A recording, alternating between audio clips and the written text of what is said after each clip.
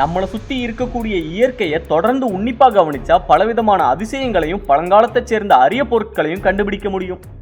இப்படி கண்டுபிடிக்கப்படுற பொருட்கள் சாதாரண பழைய பொருளா மட்டும் இல்லாம அரிய பொருளாவோ இல்லைனா மர்மமான பொருளாவோ கூட இருக்கலாம். இந்த மாதிரியான பொருட்கள் சாதாரண நிலத்துல கிடைக்கிறத விட பனியில கிடைக்கும் போது சிறப்பான நிலையில இருக்கும். பனி அந்த பொருளை ஆக்சிஜன் மற்றும் நுண்ணுயிரிகளால சேதமடையாம தடுக்கிறது தான் அதுக்கு காரணம். அப்படி பனியில இருந்து மீட்கப்பட்ட சில மர்மமான மற்றும் அரிய பொருட்களை பத்தி தான் இந்த வீடியோவில் பார்க்க போறோம். இந்த வீடியோவோட இறுதியை நோக்கி போக போக சில ஆச்சரியமான சம்பவங்களும் கண்டுபிடிப்புகளும் விளக்கப்பட்டிருக்கு. அதனால மறக்காம இந்த வீடியோவை ஸ்கிப் பண்ணாம பாருங்க. Frozen islands. மனிதர்கள் தொழில்நுட்ப வளர்ச்சியை பயன்படுத்தி பல கருவிகளை உருவாக்கி அந்த கருவிகள் உதவியோட கிட்டத்தட்ட பூமியில உள்ள எல்லா நிலப்பகுதிகளையும் ஆய்வு செஞ்சு ஒவ்வொரு இடத்துலையும் என்னென்ன இருக்குன்னு கண்டுபிடிச்சிட்டாங்க. மனிதர்கள் இன்னும் முழுமையா ஆய்வு நடத்தாத இடம் பூமியில இருக்குன்னா அது கடல்களும் பனிப்பிரதேசங்களும் தான். இதுல பனிக்கு கீழே பலவிதமான இடங்களும் மர்ம பொருட்களும் இருக்க வாய்ப்பு இருக்கு. கிரீன்லாந்துக்கு பக்கத்துல சில சின்ன சின்ன தீவுகள் புதுசா உருவாகி இருக்கதா சில ஆண்டுகளுக்கு முன்னாடி இருந்தே ஒரு சில ஆய்வாளர்களும் பொதுமக்கள் சிலரும் சொல்லி வர்றாங்க. புவியியல் ஆய்வாளர்கள் இந்த மர்மத்தை கண்டுபிடிக்க எடுத்த முயற்சியால சில உண்மைகள் தெரிய வந்திருக்கு. அதன்படி 1999 இருந்து 2014 ஆண்டு வரைக்கும் தொடர்ந்து புது புது தீவு பகுதிகள் கிரீன்லாந்துக்கு பக்கத்துல தோன்றி இருக்கு. இதுக்கான ஒரே ஒரு காரணம் புவி வெப்பமயமாதல். பனியால மூடப்பட்டிருந்த பல நிலப்பகுதிகள் பூமியோட வெப்பநிலை உயர்ந்ததால பனி உருகி நிலப்பகுதிகள் வெளியே தெரிய ஆரம்பிச்சிருக்கு. இந்த ஆய்வு மூலமா தீவுகள் உருவான மர்மம் தீர்க்கப்பட்டாலும் மனிதர்கள் செய்த செயல்களால பூமியோட வெப்பம் உயர்ந்து இன்னும் அதிகமான அளவுல பனி உருகுமோங்கிற கவலையும் தோன்றியிருக்கு. Ancient forest. சில ஆண்டுகளுக்கு முன்னாடி ஆய்வாளர்கள் அமெரிக்காவில் பனிக்கு கீழே இருந்த ஒரு காட்டை கண்டுபிடிச்சிருக்காங்க. இந்த கதை சுமார் 1000 ஆண்டுகளுக்கு முன்னாடி தொடங்கி இருக்கு. அந்த சமயத்துல அலாஸ்காவில் உள்ள மெண்டன்ஹால் கிளேசியர் அப்படிங்கிற பெரிய பனிப்பாறை கொஞ்சம் கொஞ்சமா உருக ஆரம்பிச்சிருக்கு.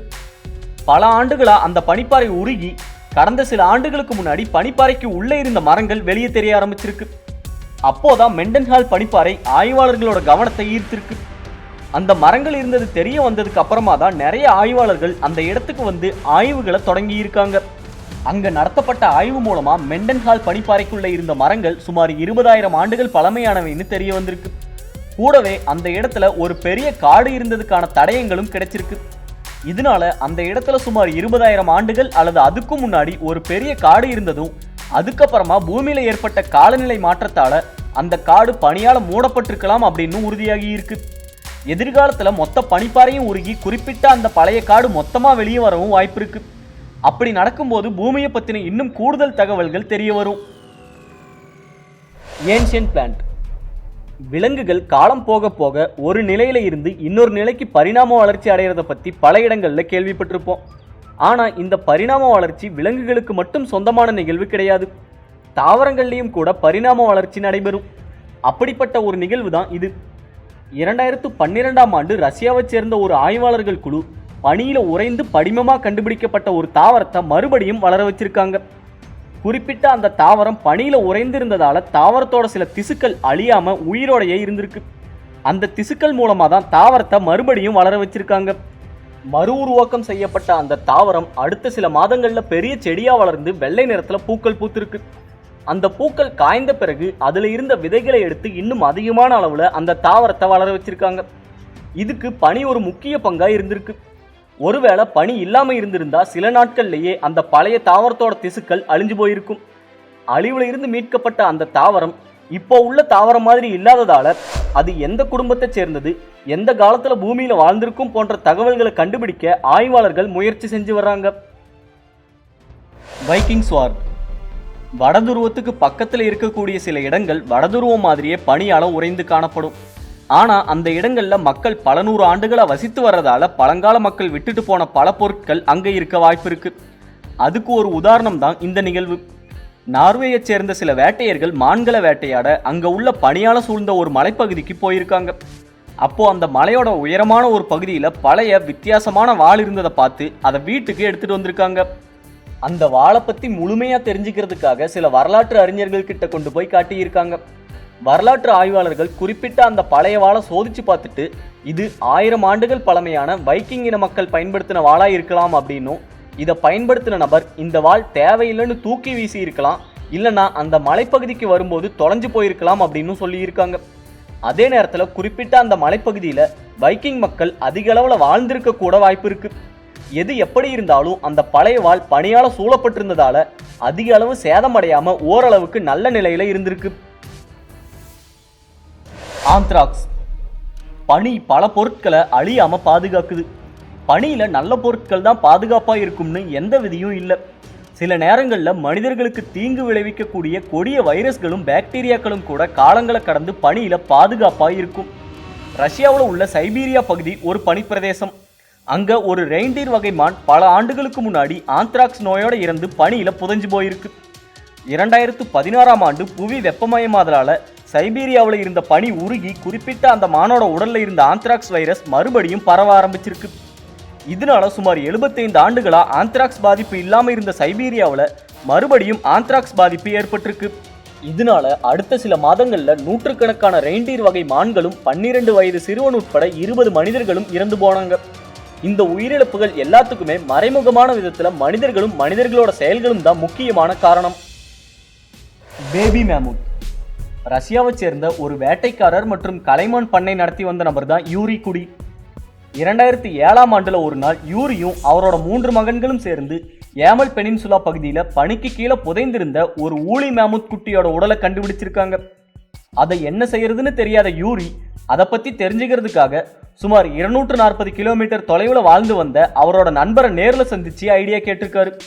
நண்பர் சொன்ன யோசனைப்படி ரஷ்யாவில் உள்ள ஒரு அருங்காட்சியகத்துக்கு தகவல் கொடுத்திருக்காரு. அருங்காட்சியகத்தில் இருந்து வந்த ஆய்வாளர்கள் அந்த மேமூத் குட்டியோட உடலை மீட்டு ஆய்வகத்துக்கு கொண்டு போயிருக்காங்க. அவங்க அதை மீட்ட சமயத்தில் பனியால பதப்படுத்தப்பட்டு மம்மியா மாறி இருந்திருக்கு. குறிப்பிட்ட அந்த மேமூத்க்கு ஆய்வாளர்களும் யூரியும் சேர்ந்து லியூபான்னு பெயர் சூட்டி இருக்காங்க. லியூபா யூரியோட மனைவி பெயருங்கிறது குறிப்பிடத்தக்கது. லியூபாவை ஆய்வகத்துக்கு கொண்டு போன ஆய்வாளர்கள் அதுல சில ஆய்வுகளை நடத்தி குறிப்பிட்ட அந்த மேமூத் 42,000 ஆண்டுகளுக்கு முன்னாடி இறந்திருக்கலாம் அப்படிங்கிறதையும் அது இறந்த சமயத்துல அதோட வயது 30 இருந்து 35 நாட்களா இருக்கலாம் அப்படிங்கிறதையும் கண்டுபிடிச்சிருக்காங்க. லியூபா ஒருவேளை சாதாரண மண்ணுக்குள்ள புதைஞ்சிருந்தா அதோட எலும்பு மட்டும் தான் மிஞ்சி இருக்கும். ஆனா பனியில புதைந்ததால முழுமையா இருந்திருக்கு. சொல்ல போனா இதுதான் இப்போ வரைக்கும் கண்டுபிடிக்கப்பட்ட மேமூத் உடல்கள்ல சிறந்த நிலையில உள்ள உடல். இப்போ அந்த உடலை அருங்காட்சியகத்துல காட்சிக்கு வச்சிருக்காங்க. Fish in the wall of ice. இந்த புகைப்படத்துல நிறைய மீன்கள் பனியில உறைந்து காணப்படுது. கொஞ்ச காலத்துக்கு முன்னாடி குறிப்பிட்ட இந்த புகைப்படம் சமூக வலைத்தளங்கள்ல ரொம்ப வைரலா பரவி இருக்கு. இதுல ஏதோ காரணத்துக்காக தண்ணியோட மேல் பகுதிக்கு வந்த மீன்கள் பனியில சிக்கி உறைஞ்சு போயிருக்கு. இந்த சம்பவம் 2015ஆம் ஆண்டு அமெரிக்காவில் சவுத் டகோட்டா பகுதியில் உள்ள ஒரு ஏரியில நடந்திருக்கு.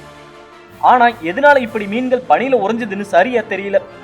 ஆனா ஆய்வாளர்கள் சொல்லக்கூடிய கணிப்பு என்னன்னா, ஏரியோட கீழ்ப்பகுதியில ஏதோ மாற்றம் ஏற்பட்டோ இல்லனா ஏதாவது எதிரி உயிரினம் வந்ததாலேயோ மீன்கள் நீரோட மேல் பகுதிக்கு வந்திருக்கு. மீன்கள் நீரோட மேல் பகுதிக்கு வந்தப்போ சரியா அதே சமயத்துல கண்ணிமைக்கும் நேரத்துல ஏரியோட மேல் பகுதி உறைஞ்சு போயிருக்கும். அதுலதான் இந்த மீன்கள் சிக்கி இருக்கும். இந்த சம்பவத்தை நிறைய பேர் புகைப்படம் எடுத்ததா சொல்லப்படுது. ஆனா கெல்லி பிரஹிம் அப்படிங்கிற நபர் எடுத்த இந்த புகைப்படம் தான் இன்டர்நெட்ல அதிகமா பரவி இருக்கு. இந்த சம்பவத்துல உள்ள ஒரு மர்மம் என்னன்னா, இந்த சம்பவம் மார்ச் மாதத்துல கோடைக்காலம் தொடங்குற சமயத்துல நடந்திருக்கு. இன்னும் சொல்ல போனா சம்பவம் நடக்கிறதுக்கு முன்னாடி சில நாட்களாகவும் சம்பவம் நடந்த சமயத்திலையும் சவுத் டகோட்டா பகுதியில வெயிலோட தாக்கம் அதிகமா இருந்திருக்கு. இப்படிப்பட்ட சூழல்ல கண்ணிமைக்கும் நேரத்துல எப்படி நீர் பனிக்கட்டியா உறையும்னு யாராலையும் தெளிவா விளக்க முடியல. Iron age hours. நார்வே நாட்டில் உள்ள பனியில இருந்து தான் அதிக அளவு பொருட்கள் கண்டுபிடிக்கப்பட்டிருக்கு. அதுல ஒரு பொருள் தான் இரும்பு காலத்தை சேர்ந்த குதிரை வண்டி மற்றும் குதிரைகளோட எலும்புக்கூடுகள். இந்த குதிரைகளும் குதிரை வண்டியும் அங்க உள்ள ஒரு மலையோட 2000 மீட்டர் உயரத்துல இருந்து கண்டுபிடிக்கப்பட்டிருக்கு. இது மூலமா இரும்பு காலத்துல வாழ்ந்த மனிதர்கள் மலை மேல கூட குதிரை வண்டிகளை ஓட்டி இருக்காங்கன்னு தெரிய வருது.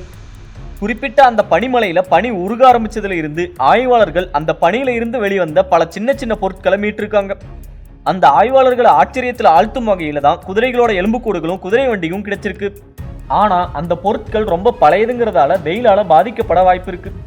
அதனால அதே இடத்துல அந்த பொருட்களை ஆய்வு செய்ய முடியாதுன்னு முடிவு செஞ்ச ஆய்வாளர்கள் உடனடியா அந்த பொருட்களை ஆய்வகத்துக்கு கொண்டு போய் தேவையான சில ஆய்வுகளை செஞ்சுட்டு அங்கேயே வச்சு பாதுகாத்து வர்றாங்க.